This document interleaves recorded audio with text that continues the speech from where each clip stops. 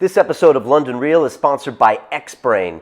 If you live in Europe or the UK, get all of your favorite Onnit products like Alpha Brain, Shroom Tech Sport, even the Bulletproof Coffee from X-Brain. You get it in a matter of days, no foreign exchange, no customs, no problem. Go to xbrain.co.uk and check it out. What's Fox News like in the States? Like, I don't know much of what it is or how much of a presence it is. I hear what people say. We don't get it over here. I don't watch it. You know, it's Rupert Murdoch controlled. So is the Sun over here. Is it like that? Is it something? Well, if you took a pile of shit and you vomited onto it, that's what Fox News is like in the United States. There's no corollary here. Has it gotten better or worse since your appearance on Fox? I think it's gotten worse. So they didn't take your advice. No, it's not like what Rupert Murdoch owns over here, because there are, I don't know what they are, somebody smarter than me probably does, but there are rules on what can be considered like a news channel over here. And so there is Sky News, which is owned by Rupert Murdoch, but they have to have news. Like, they can't just make shit up. There are defamation laws here. Information laws. Same with Canada. Apparently Fox News applied to be a news channel in Canada, and they said you can be an entertainment network, but you can't be a news channel. Whereas in the U.S., I guess there are no laws. And in fact, Congress, I gotta look up the exact law, but Congress recently voted to repeal the thing saying they can't use propaganda on their own people, which is kind of amazing that there was even a law to begin with, but because it seems like that's been going on for a while now. But I love that they were like, yeah, that sounds good. Let's get rid of that. But anyway, Fox, and it's the most popular. Fox News is still the most popular. But okay, so here's what I was going to say about more people getting involved. Informed. I think that the internet is changing everything. I mean, the internet's obviously responsible for Occupy and for the Arab Spring, not responsible for it, but it couldn't have happened without it. And the Indignados and WikiLeaks and all these things. And I think that we're in the middle of a global kind of change of consciousness that we can't really understand because we're in the middle of it.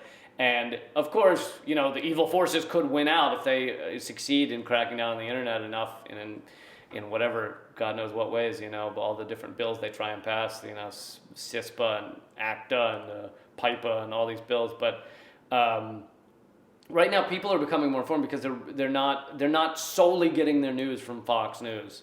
By the way, a survey or a study showing that people who only get their news from Fox News literally know less about what's happening in the world than people who watch no news at all.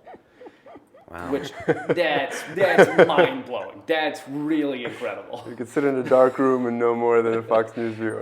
It's amazing they would even want to, because no one wants to watch a sports network that makes them dumber about sports.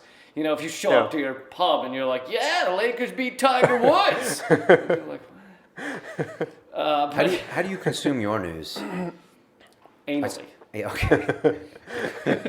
I saw a tweet. You said something like, I haven't watched TV in 3 weeks, and I know I haven't missed anything. Yeah. So do you? Yeah. So how do you?